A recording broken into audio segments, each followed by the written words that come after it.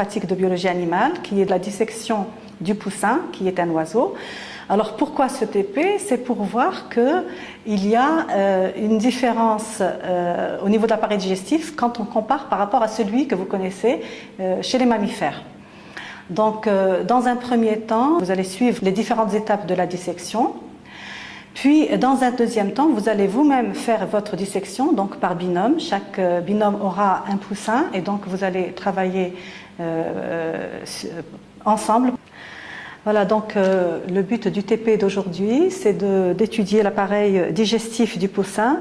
Pour cela, vous allez fixer votre animal dos contre le liège de votre cuvette, c'est-à-dire la face ventrale vers le haut. Et vous allez fixer avec des épingles la tête, les membres antérieurs et postérieurs qui doivent être bien en extension. Donc bien fixé, essayez de mettre donc les épingles horizontalement et non pas verticalement.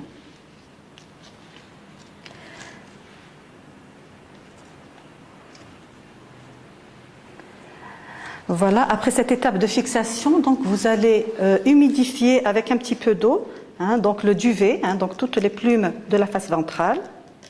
Donc les humidifier avec un petit peu d'eau. Et tout doucement, donc, vous allez les déplumer exactement comme quand vous déplumez un poulet chez vous à la maison. Alors, s'il vous plaît, vous mettez bien les plumes dans un petit morceau de papier et non pas dans l'évier.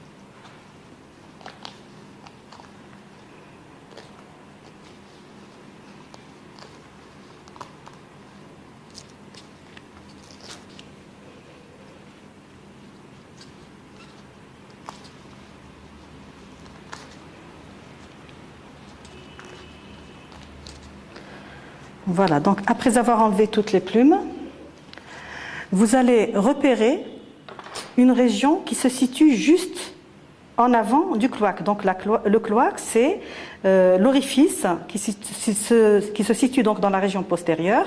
Et donc juste en avant de ce cloaque, vous allez pincer tout doucement avec une pince et vous allez faire ce qu'on appelle une petite boutonnière ou incision de la peau, de manière à découper la peau de l'animal sur sa face ventrale. Alors, avant de couper, vous allez prendre cet instrument qu'on appelle la sonde cannelée. C'est pour, en fait, couper au-dessus de la gouttière de la sonde cannelée pour ne pas abîmer les organes qui se situent en dessous. Vous enfoncez la sonde cannelée sous la peau, en direction du cou, et vous allez découper le long de cette sonde cannelée la peau de la face ventrale.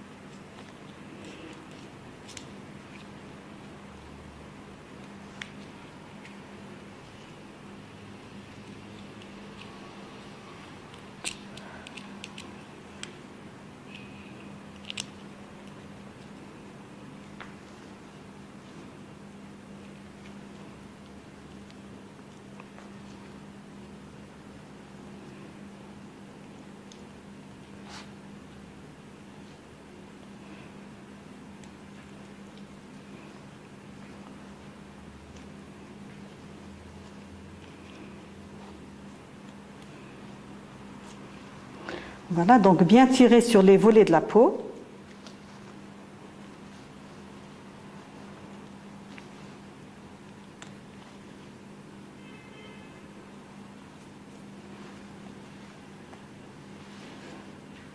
Voilà. Alors, une fois qu'on a tiré sur les volets de la peau, on découvre donc ici ce qu'on appelle le sternum. Alors, avant de continuer la dissection, je voudrais parler un petit peu de la position systématique de ce poussin. Donc, c'est un vertébré puisqu'il possède une colonne vertébrale. On a une mâchoire ici qui est mobile, hein, qui correspond au bec. Donc, on dit que c'est un gnatostome. C'est également un oiseau puisqu'il possède 2 ailes. Hein, donc, vous voyez que les membres antérieurs sont transformés en ailes. Par ailleurs, c'est un tétrapode puisqu'il a 4 membres. Et c'est également un carinate. Alors, je voudrais m'attarder un petit peu sur le mot carinate. Qu'est-ce que ça veut dire, carinate? Alors, quand on regarde ici le sternum, donc avant de le découper, donc on voit toute cette masse-là, c'est le sternum. Et ici, nous voyons une petite pointe, ici, blanchâtre, qu'on appelle donc le bréchet. Alors, pourquoi carinate? Parce qu'il y a présence d'un bréchet, qu'on voit ici, sur le sternum, en forme de carène. Alors, qu'est-ce que c'est que le carène? C'est la partie inférieure d'un bateau, hein, qui est sous l'eau. Quand on regarde un bateau, toute la partie inférieure, elle a une forme, ce qu'on appelle le coque d'un bateau, hein, ou carène d'un bateau. Donc, ce sternum nous rappelle le carène d'un bateau, et c'est pour ça qu'on dit que c'est un carinate. Alors maintenant, nous allons voir la deuxième étape de la dissection.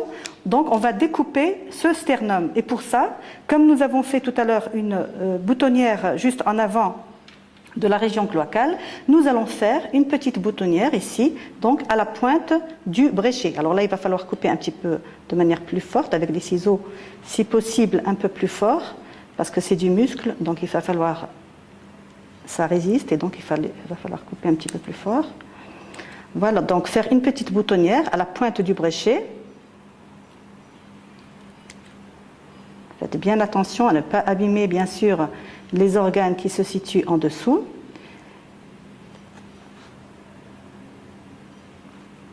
Et comme tout à l'heure, nous allons enfoncer la sonde cannelée sous le sternum et la faire ressortir au niveau du cou, ici, pour découper donc ce sternum.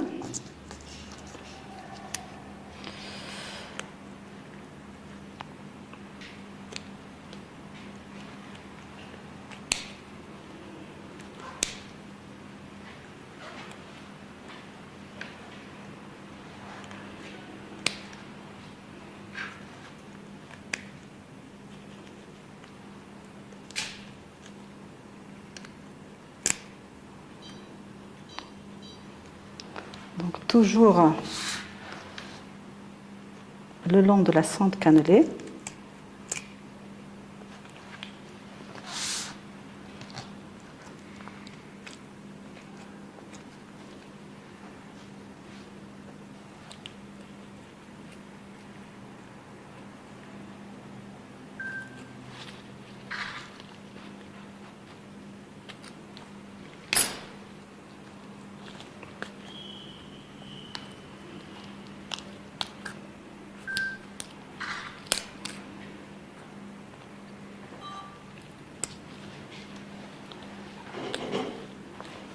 Là, il faut forcer un petit peu.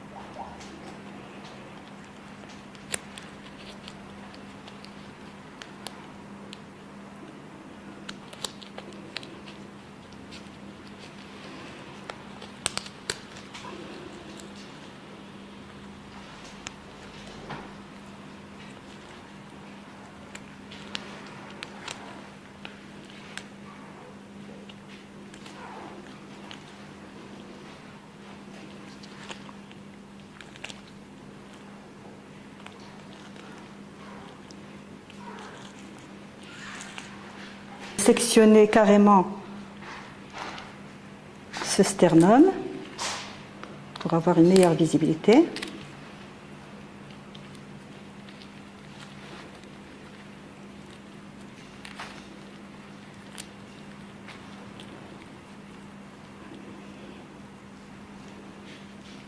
Ou l'épingler, à vous de choix.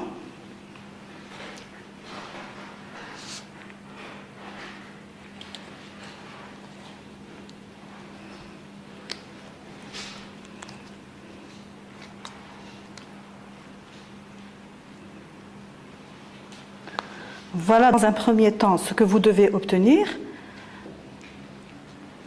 Ce qu'on voit ici,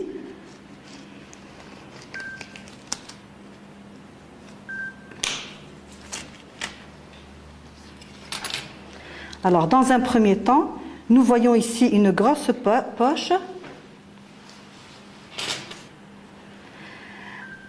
qui correspond à la zone de réserve des aliments et qui est le jabot. Et juste avant le jabot, nous allons dégager l'œsophage qui fait suite au bec, juste après le bec. Donc nous avons la continuité, c'est l'œsophage. C'est le début de l'appareil digestif qui, lui, se poursuit par le jabot. Alors, le rôle du jabot, c'est réserve alimentaire, et c'est pour ça que nous avons toutes les graines qui sont à l'intérieur. Et ensuite, faisant suite au jabot, nous avons encore la continuité de l'œsophage. Alors, attention, ne pas confondre l'œsophage, qui est un muscle lisse, avec la trachée qui est juste à côté, qui fait partie de l'appareil respiratoire et qui est plutôt constitué d'anneaux. Donc on sent un cartilage, à ne pas confondre avec l'œsophage qui lui fait partie de l'appareil digestif. Donc nous avons également ici l'œsophage. Et là, avant de continuer la dissection du poussin, nous allons repérer quelques organes en place, notamment le cœur, bien sûr, qui ne fait pas partie de l'appareil digestif. Et là, nous voyons ici le foie et ici une grande masse qui va recouvrir tout le reste de l'abdomen, donc c'est-à-dire tout le reste de l'appareil digestif. Alors, dans un premier temps, ce qu'il faut faire, c'est sectionner le cœur pour voir la continuité de l'œsophage avec le reste de l'appareil digestif. Pour cela, on va soulever le cœur. Le cœur, normalement, est recouvert d'une membrane qu'on appelle le péricarde.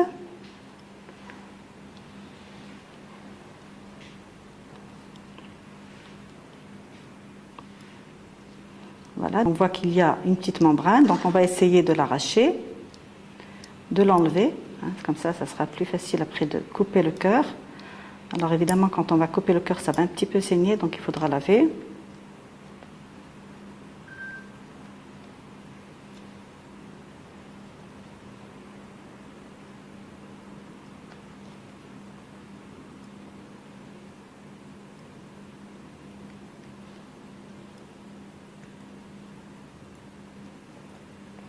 Voilà, donc on voit ici le cœur avec ventricule, oreillette. Alors le cœur ne fait pas partie de l'appareil digestif, donc on va le couper.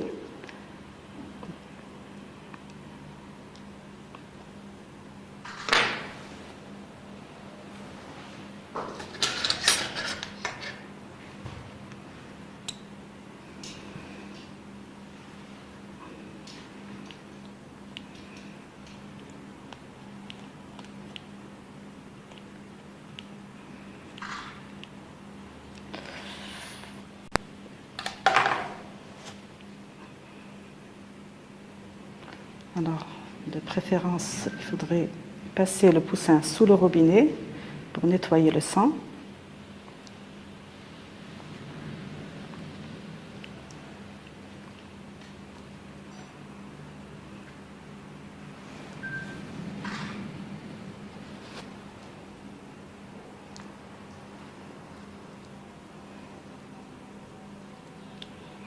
Alors maintenant, ce qu'on va essayer de faire, c'est de dégager tout l'appareil digestif.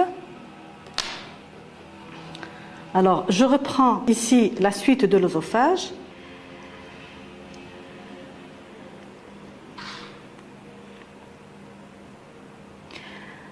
Ensuite, je vais découper toute cette enveloppe dans le but de dégager le reste de l'appareil digestif.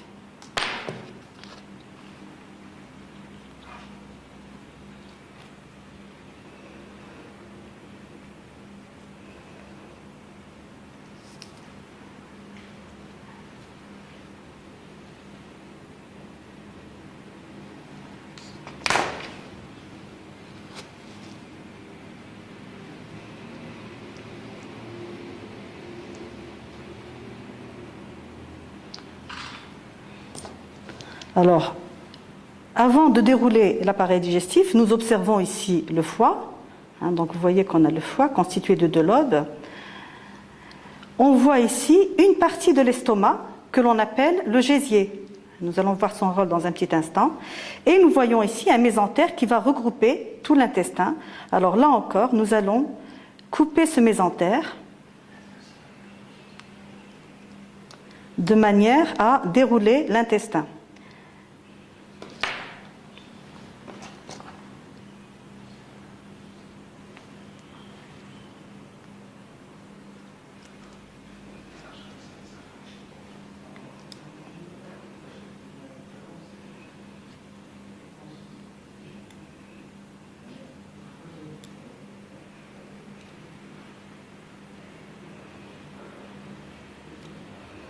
Alors là où il faudra faire très attention, c'est à ne pas, on va dérouler l'intestin, mais on ne va pas dérouler une partie de l'intestin qu'on appelle le duodénum ou anse duodénale. Nous allons voir pourquoi.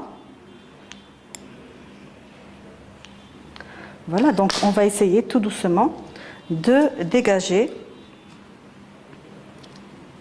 Ici, j'ai dégagé une partie de l'intestin qu'on appelle le duodénum ou anse duodénale. Cette anse duodénale comprend une anse descendante, c'est-à-dire qui descend, et une anse ascendante qui monte. Alors, surtout ne pas dérouler cette partie, c'est-à-dire ne pas écarter les 2 branches ascendantes et descendantes. Pourquoi? Eh bien, parce que nous avons, à l'intérieur, entre ces 2 branches, nous avons une glande que l'on voit ici, une glande que l'on appelle le pancréas. Donc, ne pas dérouler cette partie. Alors, nous voyons ici le foie, la vésicule biliaire, qui est là. Alors, nous allons voir le rôle de chacun de ces viscères.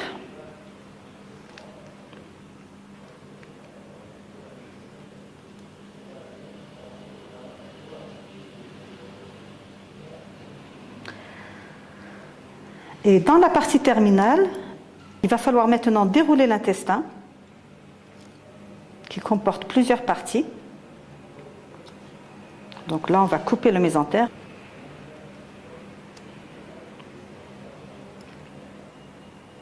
On va dérouler tranquillement tout l'intestin, sans problème. Là, sans toucher bien sûr au duodénum.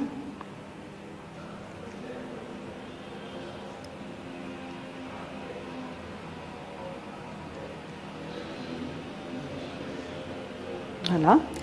Et alors, quand on arrive dans la partie terminale de l'intestin,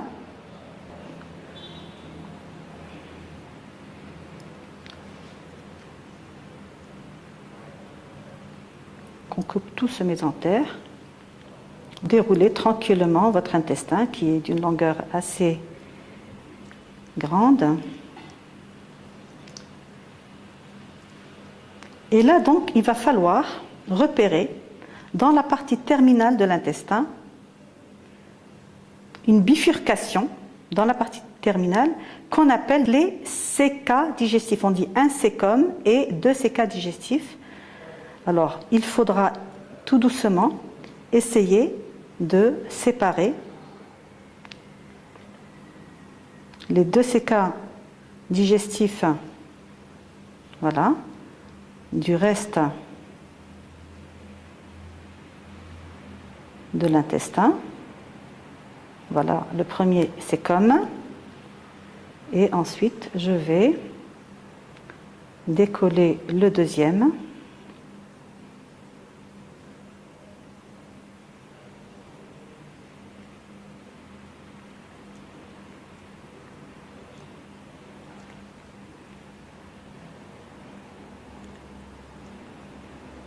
Voilà, donc le deuxième, c'est comme.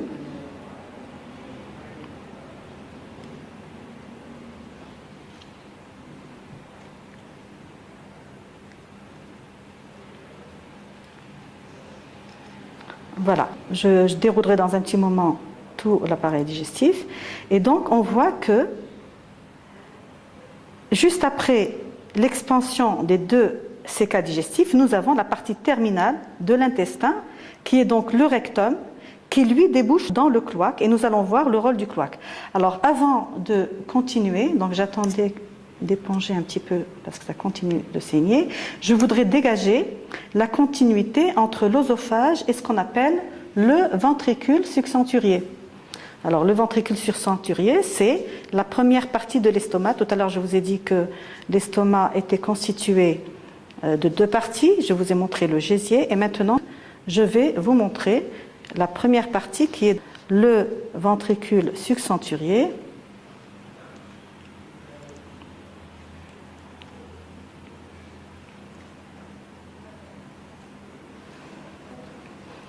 Alors pour cela, il faut vraiment nettoyer tout ce qui se situe ici. On peut enlever les poumons, on a enlevé le cœur, on peut enlever les poumons, enlever tout ce qui se situe ici et qui nous gêne pour voir.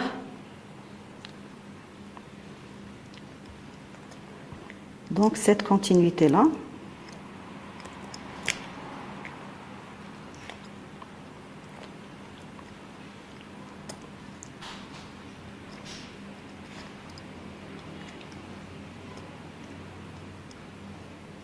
On va repérer, voilà, on va repérer le ventricule subcenturier qui est là.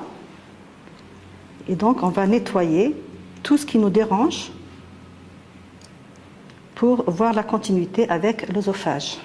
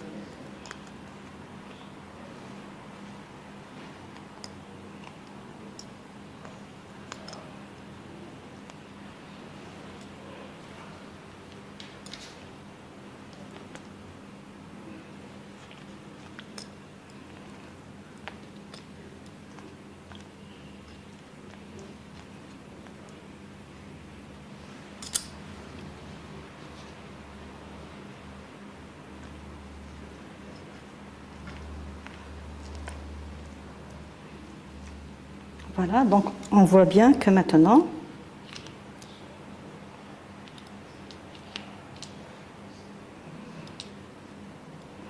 on peut rabattre l'intestin sur le côté de l'animal.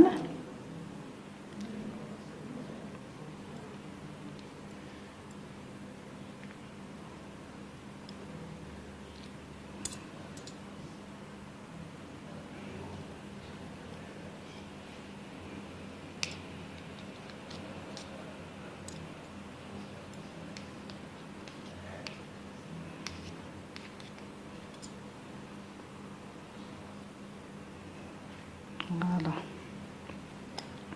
Alors, si je reprends maintenant toutes les différentes parties de l'appareil digestif, je reprends depuis le début. Donc, l'appareil digestif est constitué de l'œsophage, qui fait suite au bec. Ensuite, nous avons le jabot. Donc, le rôle du jabot, c'est un rôle de réserve d'aliments. Puis, nous avons encore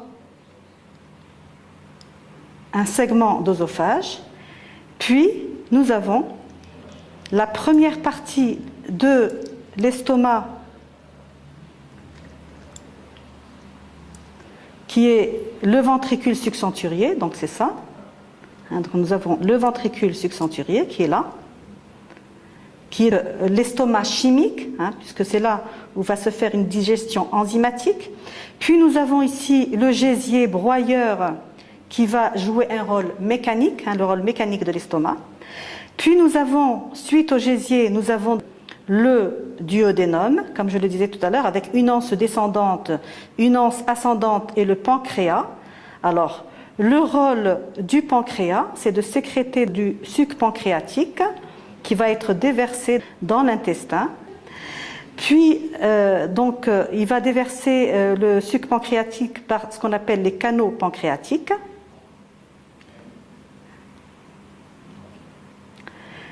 Puis, nous avons ici le foie, qui est constitué de 2 lobes.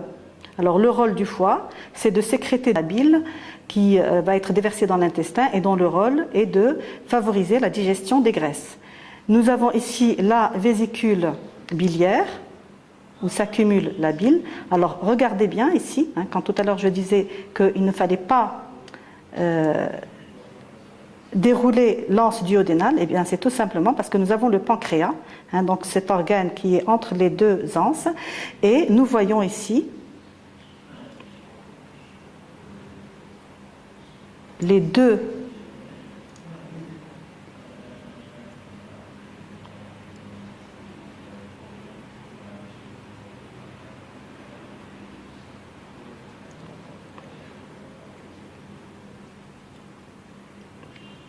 Alors, les 2 canaux sont là. Donc, on voit ici, il y en a un et puis un deuxième qui vont venir donc du foie vers les intestins. Alors, faisant suite à ce duodénum, nous avons donc tout l'autre intestin, donc toute l'autre partie terminale de l'intestin. Nous avons le jéjunum, c'est toute cette partie-là, qui se poursuit par l'ilion. L'ilion, c'est juste avant les 2 CK digestifs, ont un rôle d'absorption et de digestion. Et ensuite, nous avons le rectum, c'est la partie terminale de l'intestin qui, lui, va déboucher dans le cloaque. Alors, je voudrais, même si aujourd'hui notre objectif c'est de disséquer uniquement l'appareil digestif, souligner l'importance de ce cloaque, ou poche cloacale, parce que c'est là où vont aboutir à la fois les produits de la digestion, donc les produits de la digestion, c'est-à-dire les produits qui viennent de l'intestin, les produits urinaires, c'est-à-dire les produits qui vont venir, donc le liquide normalement qui vient des reins, est un liquide clair, mais il va se reconcentrer par réabsorption d'eau au niveau du cloaque, et donc il va se transformer en une pâte blanchâtre qu'on appelle urate, qui va se mêler aux fesses du rectum. Et également, c'est là où vont aboutir, donc toujours la poche cloacale, c'est là où vont, donc voilà cette poche cloacale, c'est là où vont aboutir les produits génitaux, c'est-à-dire oviductes et spermiductes vont déverser leur contenu au niveau de la poche cloacale. Donc à bien retenir que la poche cloacale, c'est là où aboutissent à la fois les produits excréteurs, génitaux et urinaires.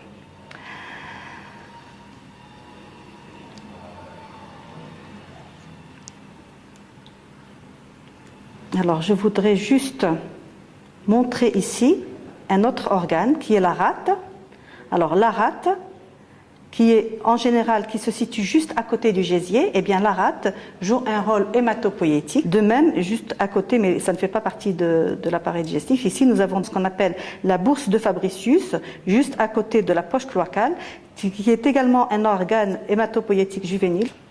Voilà. Après avoir terminé votre dissection, vous allez bien dégager tout l'appareil digestif sur le côté droit de l'animal, bien mettre en évidence tout l'appareil digestif, y compris le foie, ne pas oublier le foie bien sûr. Voilà, donc je vais récapituler maintenant les différents éléments de l'appareil digestif que vous devez disséquer, observer puis dessiner. Nous avons ici l'appareil digestif qui commence par le bec, puis nous avons l'œsophage qui fait suite au bec, puis le jabot, rôle de réserve alimentaire, puis de nouveau la continuité de l'œsophage.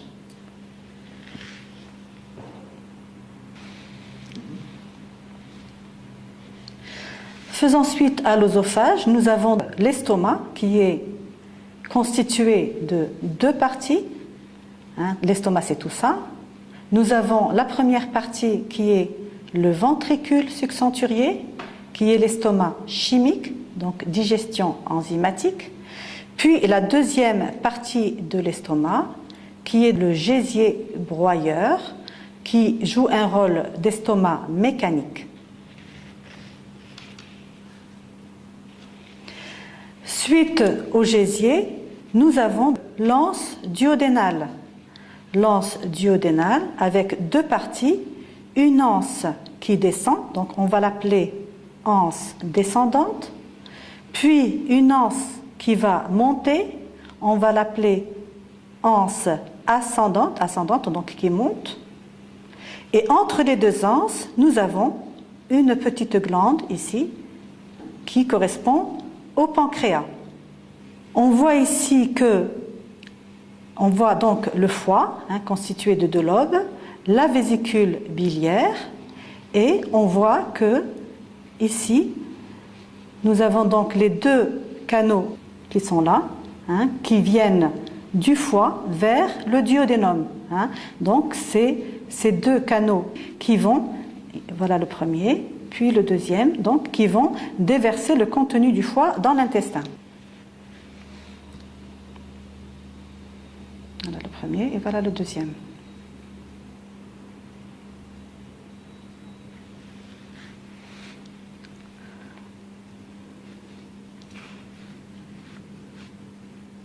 Alors, nous avons ici la rate, donc rôle hématopoïétique.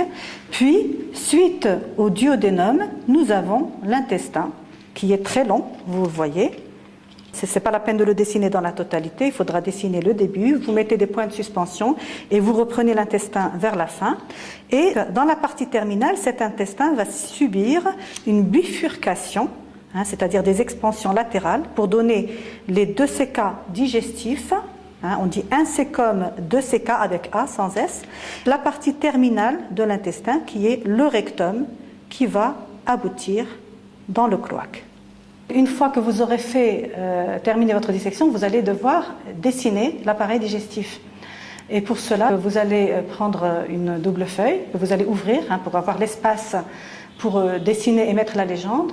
Vous allez rapidement tracer le contour général du poussin, donc la tête, les ailes, les pattes bien en extension, et vous allez dessiner l'appareil digestif en faisant attention à bien respecter la symétrie de l'animal.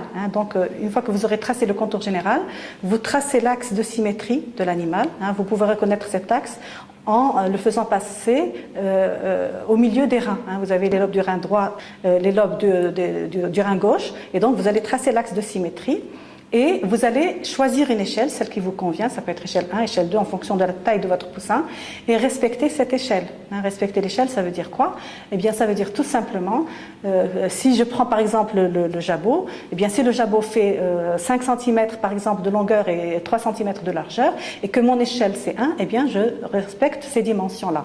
De même, si j'ai un duodénum par exemple avec une anse ascendante qui fait 6 cm, eh bien, je respecte cette dimension.